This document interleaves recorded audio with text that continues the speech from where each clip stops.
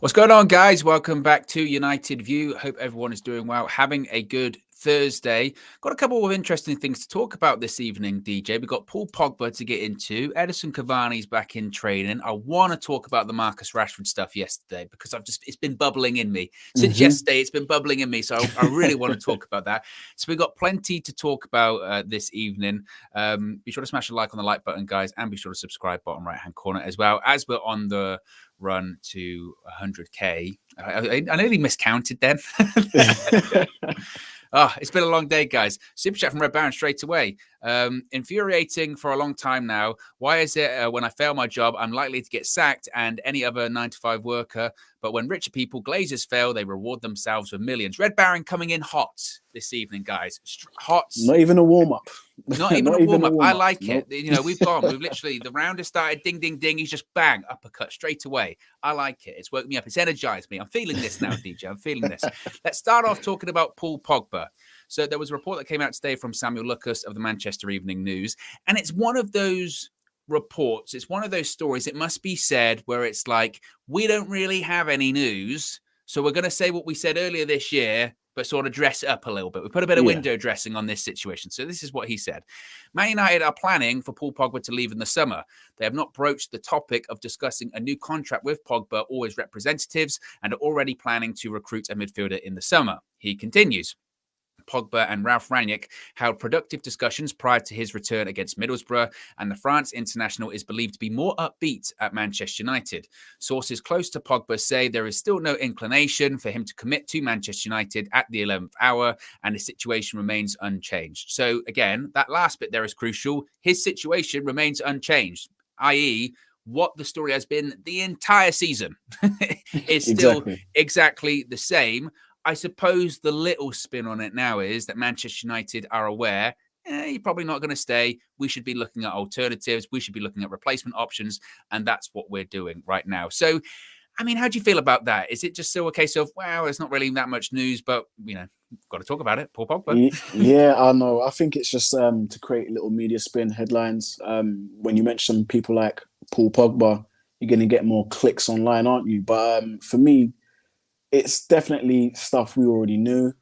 Literally, if you asked me that 3 months ago, I would have probably said the exact same thing he's saying now. So it's probably been no movement at all. Pogba hasn't probably said he is staying, he's going.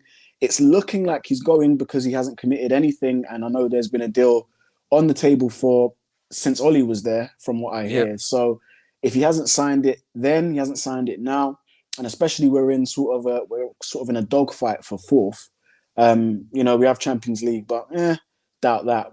Do you know what I mean? It's looking like the writing's on the wall for Paul Pogba, and I just think we all knew this. We all kind of knew where he stands. And I think you're right. You're right. United are doing the right thing in terms of probably looking at alternatives and replacements, because there is no guarantee that he will stay. And why would he stay? If you really want to look at it like that, why would he stay? I think his time there is done. And I think that he's just stating the obvious. Yeah, I mean, look, as they said, Pogba seems happier. Great. I think his play reflects that. He looks like he's happy, but he's never not looked like. I mean, post Jose, where you could argue that he probably wasn't happy during that time period, but under Ollie, he never didn't look happy. Yeah. I don't think anyone could argue that Pogba wasn't happy or didn't feel comfortable, shall we say, at the club. He's happy with Rangnick. I think in the last few games, he's been arguably United's best player during a difficult time period where we've been dropping points. But even when he came on at Brighton, I thought, you know, he's an argument made he's one of the best players on the pitch, you know, and I think his happiness, his comfortability at Manchester United at the moment, his play reflects that. I sound like a broken record. I really do. And I'm not saying this as like a brag of, see, I told you so or anything like that. But for me, my point of view when it comes to Paul Pogba, I've said it since the beginning of the season. He's just going to make his mind up at the end of the season. He is not going to commit to anything. He's not going to sign a new United contract. I'd be surprised if he signed a pre-contract with anyone. I legitimately think he is waiting till the end of the season and just saying, look, I will see what options are available to me. I will see where Manchester United are. There's still loads of questions about Man United right now. At the moment, it's very like, I have no idea what kind of Manchester United is going to be in a couple of months' time. But we could get an announcement about the new manager. We could comfortably, I mean, I don't know if we will, but we could comfortably get top 4. We could even do something in the Champions League. It's unlikely, obviously, but who knows what could happen? And he might have interest in, PSG. We don't know what they're going to do at the end of the season. He might have interest in Real Madrid. I mean, PSG were all over him the other day. So maybe he's like, well, actually, you know what? Maybe not. I've always felt that he's just like, I'm cool. I'll wait till the end of the season. It's not as if people aren't going to be interested. It's Paul Pogba, for goodness sake. So I've always felt that. Now, when it comes to whether or not I think he'll stay, or you think he'll stay, where do you lean on that one? Do you think that he's gone? I think that's the easiest question. I think Paul Pogba is gone. He'll be gone. And you know what? Fair play to him, because as you just stated there, we all knew he was going to sit down to the end of the season to decide his future. And there's been nothing in the season that has given us as fans, and maybe even more importantly him, any optimism why he would want to stay with this group. There is a bunch of players that want to leave, him included. There is, talks of a new permanent manager that he doesn't know who it's going to be. At the end of the day, I think Paul Pogba's tired of being in a team that's in transition, that needs a rebuild. I think he's tired of it. He's seen managers come and go. Right, exactly. So it's time for him to go. And I fully understand, whether we want him to go or not, I don't personally want him to go, because I just think that you can't replace that type of player, the player that he is. So I'd have to maybe shop around for some different type of players to do different type of formations, which is still cool. But he's going. I think it's so clear that he's going. And I think he just doesn't want to disrespect the fans and the club, because the season's a long season. If he would have come out at any point before and said, I want to go, it would have just made it really sour, really toxic. He's probably made it known behind the scenes, like in the deep dungeons of Old Trafford. He's probably made it known to a few people that he is looking elsewhere. And I think that, I think he has. I think he's, well, maybe not him, but his agent and representatives are probably just giving him a slight indication, like, we're going to assess our options at the end of the season. Just keep it like that. So that basically tells you in the nicest way possible, he's going to be looking for another club. But it's about being respectful. It's about not letting it break to the media, where we have the circus around him, because he knows his agent's gone quiet for the last few months. So maybe there has been an agreement in place between United and him, if you can go, because he's in the power play at the moment. Yeah, I lean. I don't know if it's 100% he's definitely going. There is still part of me that goes. I still legitimately do think there's part of it as I don't know if he's fully 100%. I've made my mind up. I'm leaving. I really don't think he's made up his mind either way. I think he's leaning in a certain direction. Right now, if you said, Paul, you have to make a decision today, you're leaving or you're staying, he'd probably go, I'm leaving, because there's so much uncertainty at Manchester United, right? But I've said this about a lot of things, say about Poch, Ten Hag, Pogba. Between now and the last game of the season, there is still so much that can happen. And who knows? Who knows? I really don't know if he's fully made up his mind. Again, I think he's probably leaning more towards, I'm out of here. And let's face it, in the summer, or whenever that contract was offered him at the end of last season, or in this, whenever it was, if he was looking for reassurances then, and the reassurances were, are we going to be challenging for things? Are we going to be winning trophies? Are we going to be doing this and that? He's justified to wait. He is justified, because if he'd signed on the dotted line, he'd be looking around now, being like, "Okay, where's this challenging? What's happening? Exactly. Manager's gone. I've got an interim in.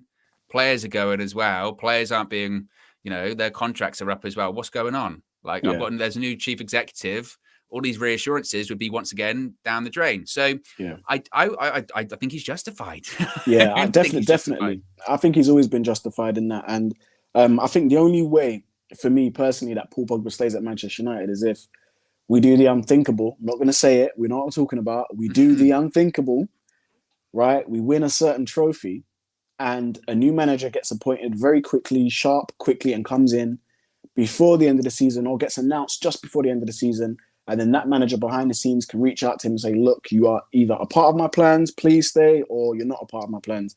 I think if those things fall into place quite quickly, then we may see his decision speed up, and we may see something before the end of the season, right before the end of the season. But if not, if we don't win this big cup, or United haven't got themselves organised enough, I think, and it does come down to organisation. We're not going to win the Champions League, but if United get the right personnel behind the scenes appointed early and quickly, and he can kind of hear or see that there's a firm vision in place, how we're doing things, then it may be an inclination. He might be like, oh, okay, I can work with this. If Yeah, not, I if think it's that's still it. late, if it's still really late, we don't know who's coming in, he's gonna go. Yeah, I think so. I think it's like United might have one last maybe Hail Mary attempt at like, this is the presentation. Rangnick's going to be this consultant. Ten Hag or Poch is the manager, and maybe they do get fourth, and maybe they are quite convincing in certain things. And it's like, see, there is something here, and maybe get a couple of phone calls from some other players around, going, yeah, I'm going to United in the summer, and all that kind of stuff. Then maybe, but I wouldn't judge him for being very sort of like, I've heard that before. True. Yeah, I've heard that. I've heard that a couple of times. What is interesting though, when it comes to him and his possible departure from United, so there was a lot of assumption that maybe he would be going to PSG. That might not be the case, because Miguel Delaney from The Independent has reported today that Kylian Mbappe is considering a new PSG contract proposal. Everyone thought he was leaving in the summer on a free transfer going to Real Madrid. Now, this new contract proposal from PSG is said to be the biggest in the world. He will be the best paid player in the world. His wages would be well in excess of £500,000 per week. That's pounds, not euros, pounds per week. Wow. He is scheduled. They've scheduled a meeting with him after the Madrid victory in the week. He's been warned and pointed out about the staleness of Real Madrid, and he's looked at that Real Madrid performance and gone, oh, actually, maybe I don't want to go there. The reason why I talk about that in relation to Pogba is, according to this article, that could affect PSG going after Paul Pogba, because if they're going to lay down so much money, and I know FFP is a joke and it barely exists, but if they're going to lay down all of that money, they might not be able to lay down the money to get a Paul Pogba in on a big contract with a big signing on fee as well. Now, the opposite of that could be, okay, well, if he's not going to PSG, then maybe he would go to Real Madrid, because Real Madrid are like, actually, we had all of this money put aside that we were going to go put to Kylian Mbappe. Mbappe's not coming in, so maybe we go to Pogba. So maybe Real Madrid might be the most likely destination for him. But even so, then, let's say he doesn't go to PSG. Let's say it's Real Madrid are the one that's interested in him. Does that make him more or less likely to stay at Manchester United, do you think? I don't know. That's a tough question. Just because I think that with Pogba, I think the general feel I get from him is he wants to go where he's gonna enjoy his football the most, and there is something in the whole Real Madrid are becoming that slightly old dinosaur. Yeah, they have a few young players sprinkled here or there, but relatively now, they're not the in thing in football as they were. They're not what they were. They're in the 90s and early 2000s. Like they're not that in thing anymore. Like every player, and you could probably ask a few England players in the past, they never admit it, but they'd want to play for Real Madrid because it was the glitz and the glamour of Real Madrid, known for having super teams like the Justice League of football, right? Yeah. And I just don't see that they're that anymore. I think a lot of teams have kind of caught up in terms of club size, stature, money, finances. Like it all kind of adds up. And I think maybe Paul would want to go somewhere where he's just going to enjoy it and be challenging. I think all of those things are a culmination. I think whereas Real Madrid maybe was a dream of his a few years ago, I don't necessarily see them as his front run option now. And I could be totally wrong. I think maybe PSG, if he can sort something out. But again, I think actually, you know what? Just think of what you said. There's a lot of moving parts, actually. If a lot of if these clubs are preoccupied with other players, he may stay. You never know. I mean, Legendary says he's going to Real Madrid. Madrid are letting go 5 main players. Kroos, Modric, I think Modric's going to stay, though. I think they were saying that Modric, it's just a case of it's a formality. But Toni Kroos possibly, Eden Hazard, Bale's contract's expiring. Bale's contract's ginormous as well. They're all leaving, and they need a replacement. Plus, not getting Mbappe. I mean, it's a possibility. I guess, again, I think the Mbappe one might determine as to if he goes to PSG or not. But again, it's an interesting one, and I think that's one of those situations where it's going to be a domino effect when it comes to that. Either way, how important is he for the remainder of the season? I mean, we still have to qualify for the top 4. So he's, again, recently maybe been our best player. Do you think he starts at the weekend against Leeds? I mean, he didn't start in the week against Brighton. Yeah, I think he'll start against Leeds. One thing we do know is that we can put we can put goals past Leeds because of the way they play, and then they've never changed how they that's play. such a jinx. I Yeah. cannot believe you've said that. What a jinx. Blame it 0-0. on me, guys. Blame it on me, guys. Yeah. I'm fully here to take that. But I do think he'll start, maybe play a half. I think Ranić, I've seen he really trying to freshen up the squad, keep the squad fresh, keep the squad active and ready to go. And he's going to be very important towards the end of the season. I think his performances in the last three games or so, like, I'm not going to lie, Owen, I've seen him and it's been quite refreshing to see such quality in the middle of the park. And yeah, early on in the season, he started off really well with some assists and stuff like that. And in certain games, he played poorly just before picking up his injury. But I think all of us can attest to seeing him in the middle of the park. It's so much better. And that's a sign of, if we can bring in some quality players in the middle of the park, what it may look like. And I think it's kind of even more scary now, Owen, that if he does go, when we got a Paul Pogba hot-sized hole in the middle of the midfield that is going to be very difficult to fill, as well as other positions. So I think we should just enjoy it while he's here. Exactly. I mean, he didn't start against Brighton, and that first half was awful. We barely created anything, and then he comes on. I mean, we weren't tons better, but we were better. I think also, though, you do have to almost credit the club somewhat. I mean, I get that this whole contract situation with Pogba is farcical, and it's been the case with a lot of people at United. So I'm not going to credit them for that. But I think that if they're working on the assumption now, Pogba's going, we need to recruit someone. There has to be a succession plan. We can't be caught cold in this situation. We can't assume, he might stay. So let's just focus on Paul right now and not focus on a replacement, because when he does go, and then we're like, we thought he was going to stay, we haven't actually done anything for any players, that's when we get caught. So I suppose it makes sense, right? That they're already going, no, we think he's going to leave. We're working on a replacement. Yeah, I think so too. And I think, when they're talking about maybe identifying players and stuff like that, I'm kind of really intrigued to know kind of how that's going to happen, because we have no permanent manager. So who is actually identifying these players? That's one thing. Yeah. And two, these players that we're identifying, are they going to fit this new manager, whoever it be, Poch, Ten Hag, or maybe someone more left field? We don't know.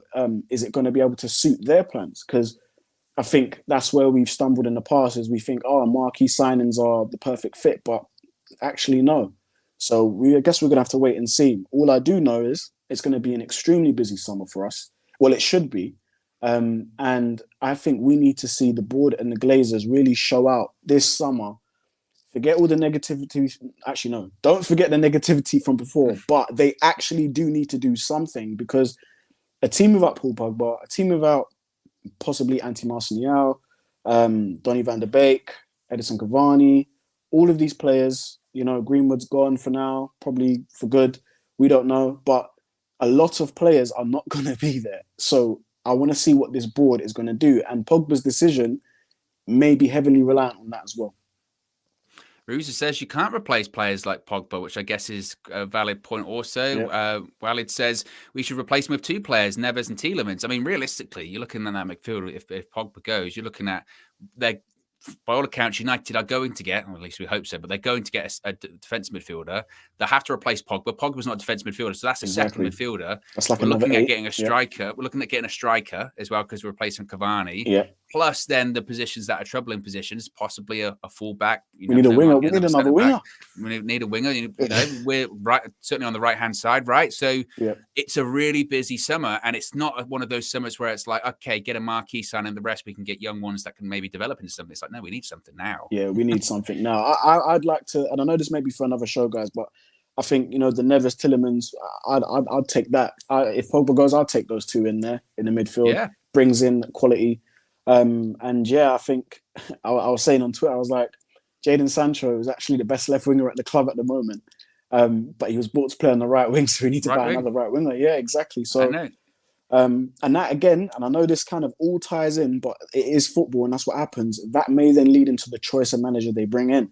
And I know we had that show about Ten Hag, Poch. I'm kind of going off on a tangent, but just to finish quickly on this point, if Ten Hag was to come in, Ten Hag has a knack of actually working with younger players and getting them to perform to the best of their abilities and building teams of smaller budget. Actually, we can say the same for Poch in other aspects as well at Tottenham. So, yeah, this so whoever it is. Oh man, Exactly. yeah. That's the problem. Let's talk about Edison Cavani. Edison Cavani, of course, missed the game against Brighton.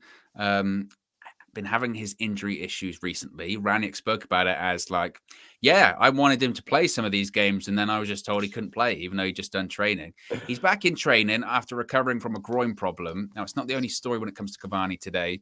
It's been accepted that Cavani is set to leave United at the expiration of his contract, which is why the addition of an elite centre forward is on the agenda for recruitment staff. That comes from Laurie Whitwell of The Athletic. Once again, another story where it's like, yeah, we know Cavani's leaving. We know they're going to replace him with a striker. There's been the story about it's not going to be like an experienced striker. They're looking for a younger striker, but a younger striker that can go right now. How many are available that can score goals at the top level? I don't know. That's why they're recruitment staff. But I mean, how do you feel when it comes to Cavani? Because me and Flex were talking about this the other day. It's a really difficult situation for me because his injury record's terrible, but we knew that when we signed him. His injury record has been terrible. I mean, he's 35 now. His injury record's been terrible since his late 20s. He's always had injury problems. Yeah. So, I mean, can we be frustrated that he's got this massive problem where he plays a game, misses two, plays a game, misses 2 or 3, and then comes back? Or is this just a case of, well, we kind of knew what we were getting ourselves into here? Hey, I love Edison Cavani, but he's a broken biscuit. That's who he is. And you know, we knew from when Edison actually came in, that was a rushed deal. We didn't scout him. There was no scout into it. It was kind of like, we're at 11th hour. Who's in the market? Key name, Edison Cavani. Can we get him on big wages and get him in? Yeah, we can. So we just kind of like the Ronaldo situation. We just had to deal with it as and when stuff occurred. And I don't think we can be too frustrated. I mean, in the games that I've seen him play, he's really endeared himself to the Manchester United fans. He's had some really good performances. Even before Ronaldo coming in, he was kind of spearheading the attack and he was doing really well. And I feel that when Cavani does play at the top of his powers, we play a little bit more focal point football and he brings players in. That being said, you know, as you said, plays 190 minutes, out for another 2 games, maybe even 3. And so we're just going to have to deal with it. You know, beggars can't be choosers at this point. It is what it is. We signed him knowing this. That's on the board. That's on Ollie, who was there at the time. He probably signed off on it as well. Just have to deal with it. Exactly. And, you know, it is because I'm with you. And I think nobody doesn't like Cavani. Everyone likes Cavani. He's got a bit of this he's a bit of a cult hero. Yeah.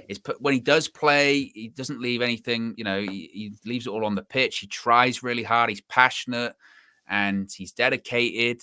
But he just has the worst fitness record. And I have seen quite a few people, and even Flex was a bit like this, of sort of questioning, is he one of those players where it's like, how injured really are you sort of situation? I'm not saying you're not hurt. I'm saying you've got a knock, but you probably could play. But it's like, I don't know about that, actually. Yeah. Maybe I might leave this one sort of situation.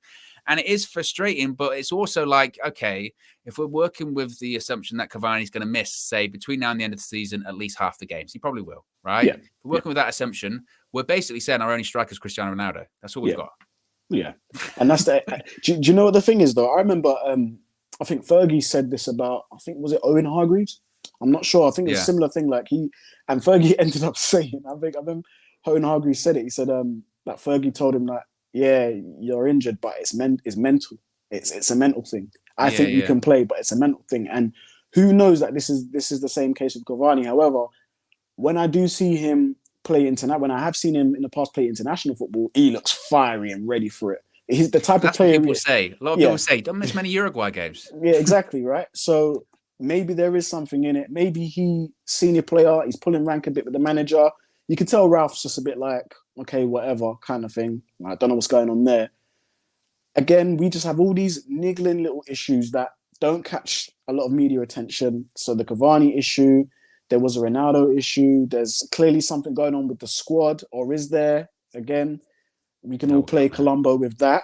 But for your younger viewers, Columbo Detective used to come on TV when I was young. Yeah, come on. I mean, Google you're dating yourself, DJ. I'm dating myself. But we can all play Columbo with that and kind of be speculative. But I think we can all understand that this is a mess at the club. There's a mess that needs to be sorted. And let's hope the summer transfer window and that time period will give us a time to clear it out, because there's a lot of little niggling things going on.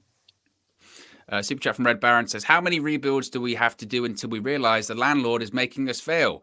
Until we get rid of the landlord, we will make the same mistakes. Well, I mean, you're not necessarily wrong, Red Baron. And I think that the frustration is always that, yeah, and until we have the Glazers in charge, we're not going to have, this sustained success. But we also have to be realistic and pragmatic, I suppose, in that what can we fix now? What can we change now? Yeah. The best chance for me in the Glazers leaving was the whole, Super League stuff, and that didn't happen, and everyone moved on pretty quickly. Yeah. And I'm not saying it's right or justified, but I don't know. That whole it's a big discussion for another time. That's another show. I don't know if I have the energy for it. Obviously, like so, he's training today or training this week, so he'll be in the squad. I don't think he'll probably start at the weekend. I think he'll be on the bench.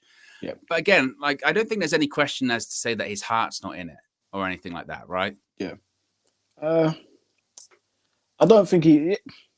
From what I see of him, his body language is very positive. When I see him play for Man United, very positive. It's rarely I've seen Cavani with a negative body, but like he gives his all. I don't know. It might be just family life. He might just be like, look, I'll play this game, and he'll give his all, and then afterwards he's just like, yeah, I want to sit out for the next couple of games. Knees hurting me.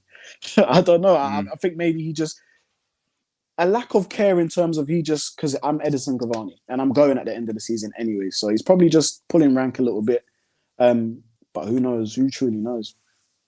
This was interesting, though. So after this Cavani thing, him being back in training and United looking for a centre-forward in the summer, a young centre-forward, I guess, to replace Cavani, but also eventually replace Ronaldo. And this story came up from Laurie Whitwell today of The Athletic that said, despite the 1-0 loss to Wolves with the same setup, there are people close to the dressing room who feel Manchester United should try 2 centre-forwards more frequently, as Ronaldo having a partner to bounce off could reduce the occasions he has left isolated. Now, I saw that. And obviously, several times on the channel this season, I've said, play 2 up front with Cristiano Ronaldo. You have. And we saw it against like Spurs earlier this season, and I thought it really benefited us. And I'm not going to flip-flop on that and say that's a bad idea now, because I do think that's the best thing, the best option to get the most out of Cristiano Ronaldo. My response now would be, though, who? Because if it's Cavani, well, he's not going to be available every game between now and the end of the season. Maybe even Ronaldo might not, right? Yeah. So who are these 2 strikers that are going to play up front? So what I would do if I'm manager DJ, I'm definitely not playing Rashford up next to him because Ronaldo's never going to get the ball. They're going to get shift to him one of the games, didn't they? I can't remember which game it was. It might have been Southampton that they shifted to 2 up front. Yeah, for a little bit. Yeah, yeah. I wouldn't play Rashford there. I think it would just piss Ronaldo off even more. But I would definitely probably try someone. I think Anthony Martial would have been the perfect partner, in my opinion. But he's not here at the moment, so I would honestly play Bruno up there. And then if you do want to do the whole McFred thing, if that is a bit of you guys, if McFred is a bit of you, then you can play them and then play Pogba as the third man in the midfield, which I think would be okay. I think it would be okay. I think Bruno could do a stellar job as a sort of like a support striker, but closer to Ronaldo, and with Pogba feeding both of them. I think that'd be okay. But I just, again, when I saw that story, and we're going to get into sort of stories in a second, or journalists and stuff like that. But when I just saw that story and it says people close to the dressing room feel like United should play 2 centre forwards, I'm like, okay, these people that are supposedly close to the dressing room, are they looking around the dressing room? Because if they're saying we should play 2 centre forwards, how many can they actually count in the dressing room? Because it's 2. Exactly. We should play 2 centre forwards. It's like, well, we don't even name a striker on the last couple of games. We haven't named a striker on the bench. Yeah, like a recognised one. And this is the thing. What's happened? Players have gone out that we could have used. We could have used Donny in this crunch time. Yeah, I mentioned it. Donny van de Beek. We could have used Donny in this crunch time, and we could have definitely used Anthony Martial in this crunch time, because all of a sudden we kind of look very light. Like, where's the squad depth has kind of disappeared slowly overnight. So hopefully it doesn't cost us anything, but we do need to have a recognised striker. I'd be surprised. Maybe Ralph promotes one of the younger players that's coming through the youth ranks. There's a few strikers we have there that are doing well. Who knows? But I agree with what A-Bub says here. Listen, we play much better now than with the 4-2-2. We just need to be clinical. Again, that's why I also look at it as, okay, maybe let's get the best out of Ronaldo. But there's no way we haven't made chances recently. We've made like 90 chances over 4 games. Our XGs in the last couple of games have been ridiculous. We just haven't been putting the chances away. So I look at that and say, right, what are you looking for? Are you looking for to get the best out of Ronaldo? But realistically, the last couple of games, you wouldn't say Ronaldo's been playing poor because he's just been getting like no chances at all. He's had chances to score. He had chances to score against Brighton. He did. He scored against Brighton, and he also missed a header too. So I don't know. I don't know too much about the 2 up front thing. Again, I think in an ideal world, yes, it gets the most out of Ronaldo, and I've championed it several times. But I would also say I don't see any reason why how we've been playing or the system we've been using the last couple of games. Why would you change that? Like, to me, I don't see the logic in that. Yeah, I think it's maybe optics, like eye test. For me, Ronaldo hasn't passed the eye test in the last few games. Yeah, he's missed a couple of chances, good chances as well. He's missed a few chances. But in terms of the eye test, his body language, it hasn't really pleased me. But I do think if you do get someone else right up next to him, you may see that improve. You may see him change. It's all about the eye test. If we saw Ronaldo smiling, missing his chances and like, and you could tell like he's happy and he's enjoying the football, I don't think it gets brought up that much. But we can see he's been quite frustrated, quite annoyed at times, sort of I don't know how they say it, a lone figure up front. And I think that's where that story's originating from. Maybe he does need a partner up top. I want to talk about Marcus Rashford because I want to talk about this story yesterday because it was a big deal.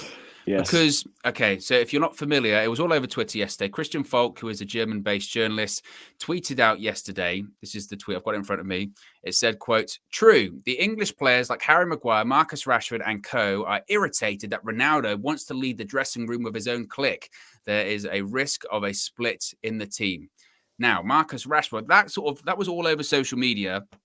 And I'll peek behind the curtain. I saw that and I sent it to a few people and I went, bullshit. Like, I just went, and this isn't like a massive jab at Christian Falk or anything like that, because he does have a reputation. But if you look in terms of recency, this is the same guy that said Ralf Rangnick is not becoming the Manchester United manager or the interim manager. And then literally a couple of hours later or a day later, Ralf Rangnick became the Manchester United manager. So that's a blow. That's a blow to the credibility. On top of that, all January, Man United getting Zakaria, Manchester United getting Zakaria, goes to Juventus. Turns out United, I don't even think they were in for Zakaria during that period of time. That's agents going, Manchester United are interested, Juventus here, that go get a player. That happens. Yeah. So I was looking at going, I just don't buy it. And it just happens to come after the day that we win and Ronaldo returns to scoring form. Okay, come on, let's look at this sort of thing. Marcus Rashford quote tweeted this and said, "Are we just making it up as we go along now then? Please stop looking for divides." So Marcus Rashford going, "It's not true. You're making it up. Stop looking for divides." Christian Falk then responded to that and said, "Not true. And you know it, Marcus Rashford." Now, again, I've been slightly staggered by some of the responses to this. It must be said. Like some people going, well, Christian Falk's German, Ralf Rangnick's German, so he must know. Well, if Christian Falk knew, just because Ralf Rangnick's German, he missed the big one saying he was going to become the manager in the first place. That's one. Okay. Then I've seen some people saying, well, he's German, Rangnick's German, Raphael Hogenstein's German, and he's like Ralph's new media advisor. So he's talking to him, right? Right. And I said this on Twitter last night. I said, remember, folks, always try and look at anything you read. And this is bigger than football, but anything you read, any stories or reports, look at it from a critical point of view. Ask yourself, how much of this do I believe? Ask yourself, why is this being reported now?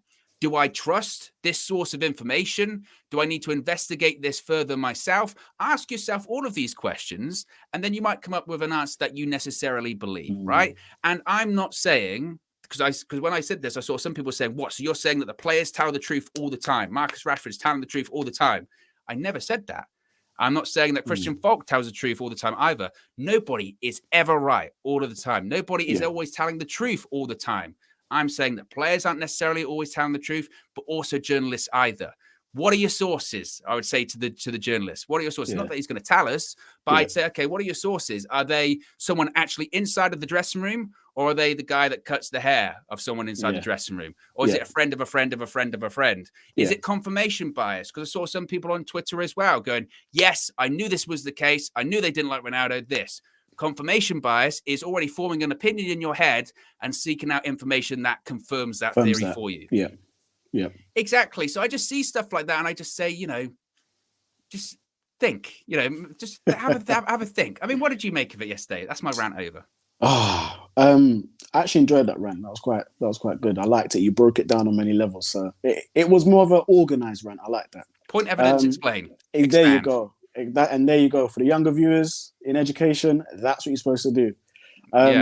So just on the whole Rashford, Christian Folk thing, I'll be honest, Owen, I kind of just like, meh, whatever. Because, and this is the problem when you get leaks that have come out in the past few months with Manchester United. We're like flipping, I don't know, Civ FC. Yeah.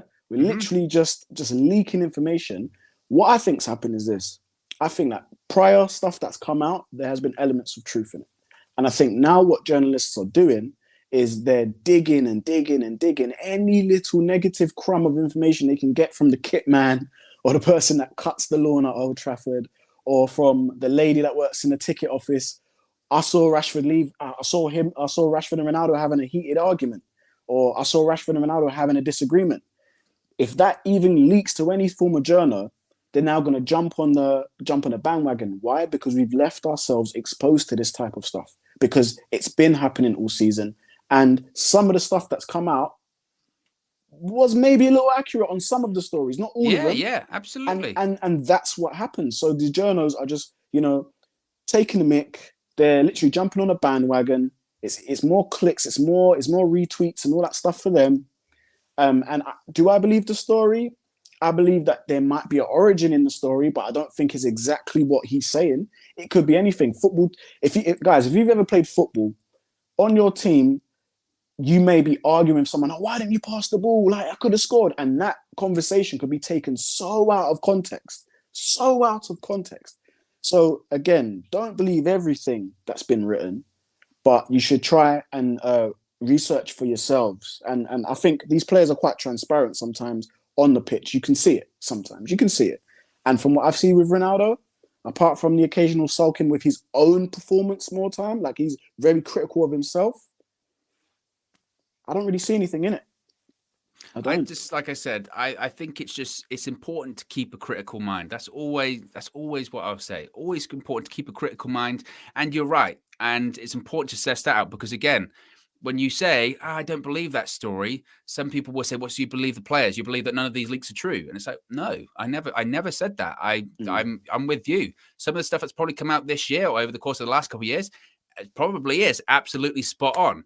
But also, it doesn't mean that everything that comes out is true, Exactly. Because again, nothing is ever 100% in life. Nothing, in the same way that nothing's like, don't believe anything you read. I say, well, no, that's ridiculous, because some of it is true. But I'd also say, don't believe everything you read as well, because that isn't true too. Again, it's important to keep a critical mind. And it's interesting, United Forward TV says, I get what you're saying, but you can clearly see the team is divided. Do you think we play as a team? Also, why would Rashford admit that it was true? But then you have to look at it from the flip side as well. Why would he just allow people to say things that aren't true? Yeah. You have to defend yourself. You question your character.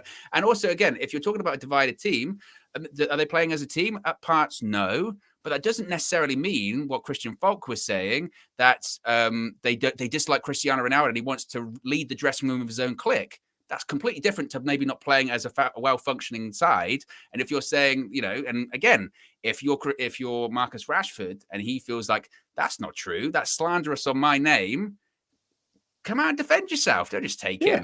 I think what we have seen from Manchester United players, some of them anyways, when something comes out and it hits a nerve with them and they feel that they're painted in the incorrect light, they will come out and speak. We saw Fred do it like a month or two ago. He came out and speak, and everyone's kind of like, all right, Fred, we didn't think you was one of those players, but still he came out and he said something. And I think for Rashford to take on the journalist like that in the public eye, it does speak volumes in a sense of he's probably just had enough of all this little circus. He's probably thinking, you lot are just chatting so much rubbish, like it's so much lies. I've just had enough of it, and he's sort of had a little outburst there. And we do see, I think Paul Pogba came out as well a few months back. Early in the year. Early in the year. With the Oli thing. Yeah. Right, exactly. And I think... And sometimes they don't.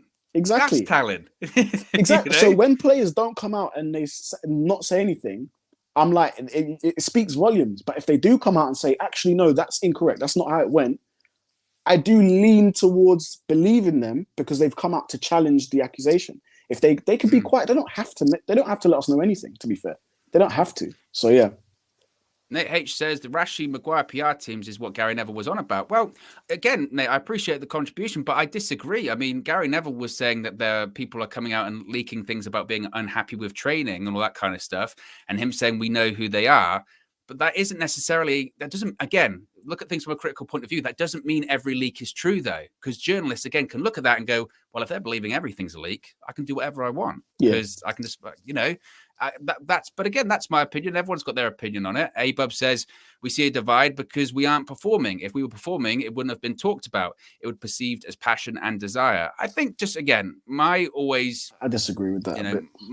My always perception of it is just, always look at it from a critical point of view and come to your own conclusion. And that conclusion can be absolutely different to mine or DJ's. You might do your own research and go, no, I still believe this is true. And I would say fair enough, because you're not allowed to come into your own opinion. But I just, don't believe everything you read, but also don't disbelieve everything you read. Yeah. One thing I will say, just to Abob's comment there, and thanks for the contribution.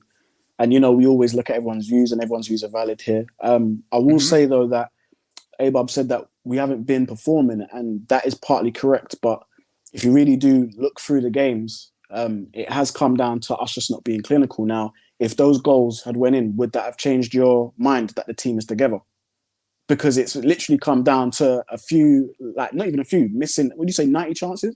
90 chances, and we haven't scored a lot of those. So to me, if we're creating 90 chances, that shows there is some form of togetherness in the team. It does show that there is some form of play and team play going on. If it's just a case of those goals didn't go in, so now we're going to say, oh, we haven't been performing. Is that what that's based on? So, I mean, I saw some people, on social media going, certain people didn't celebrate the goal with Cristiano Ronaldo, so they hate Cristiano Ronaldo. Are you kidding me? What, he didn't celebrate? I mean, if you said that to someone like Roy Keane, oh, you didn't celebrate with so and so with the goal, do you not like him? He'd be like, no, I just didn't run over. You know what I mean? I just didn't run over to celebrate that one. Sometimes you do, sometimes you don't. Yeah. Like, okay, might have been focused on something else at the time. We don't know. Like that kind of stuff is, again, just kind of, infuriates me with that kind of stuff. You didn't celebrate with Cristiano Ronaldo. Maguire didn't celebrate with Ronaldo, so he doesn't like him. I don't think it necessarily works like that. I mean, I don't know. I just, again, that's just my thoughts on it. Nate H says, why respond to it if it's a bunch of nonsense? Bad luck. But again, Nate, because it is a bunch of nonsense. If I went on Twitter and said, I don't know, DJ can't read. I went, DJ can't read. Ha ha ha, he can't read. And that's not true. He would go like, that's not true. Yeah. And if he just sat there and went, yeah, I can, but I can't be bothered to tell everyone. You'd be like, why don't you say something? Like, say respond. Exactly. Yourself, right? Remember, footballers are human beings. So they would have coming through the academy, they will have media training. They will have all of these things in place to prepare them for the world and the media, especially when they're young players. But there just comes a time where sometimes enough's enough and they speak out. And, I remember when, what's his name? I've just literally forgot his name. Pogba's agent. Oh, Riola, yeah. There we go. Riola. When Riola was coming out speaking all this nonsense, we wanted Pogba to come out and say no. Yeah. And Pogba said nothing. So there you go. Like, it's pick your poison, guys. Which one do you want? Yeah, I mean, and with the Pogba thing with Ollie earlier this season, I think it was a case of, it said like Pogba's unwilling to stay at United if Ollie stays or something like that. And he came out and went, no. And again, because that's a really heavy accusation to put him. Basically, it's the manager or me. How does that make him look? It's true. So why wouldn't you not come out and say no? That's not true. I mean, like you said, but also we're saying that we don't. But we want players to be more transparent. But we also, if they do come out, we don't believe them. It's wild. Abub says, what I'm saying is that reports like that won't be given the attention that we are giving it now. Basically saying, if we're doing well, then those kind of reports necessarily that don't get the attention. Again, I think also you have to look at timing as well. Yeah. Right. We just won. Ronaldo scores, but reminder, players still hate Ronaldo. It's like, okay. You know what I mean? For me, it's unnecessary negativity. But look, it's always a good discussion. I think it's always a good discussion to have, and always come up to your own conclusions, right? You know, it's not for me or DJ to tell you what to think. My only advice would always just be look at it from a critical point of view. Don't believe everything you read. But you know, that's the situation. Finally, Nate says, why didn't Harry Maguire respond to that logic? I mean, you could argue that he didn't respond because he's like, oh, it's true. Or he didn't respond because he thought, I tell you what, if I respond, I'm Harry Maguire. People have been slating me on social media anyway.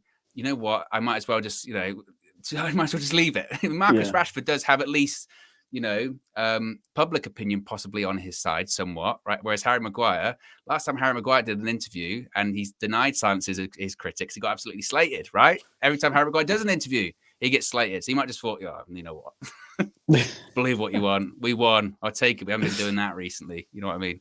Anyway, guys, we're out of here. DJ, it's been a pleasure as always. Thank you. Tomorrow it will be press conference day.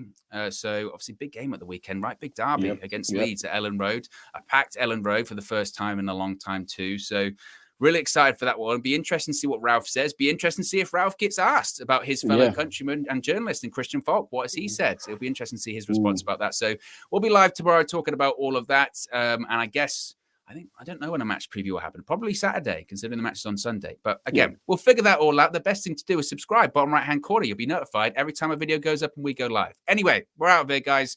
Peace.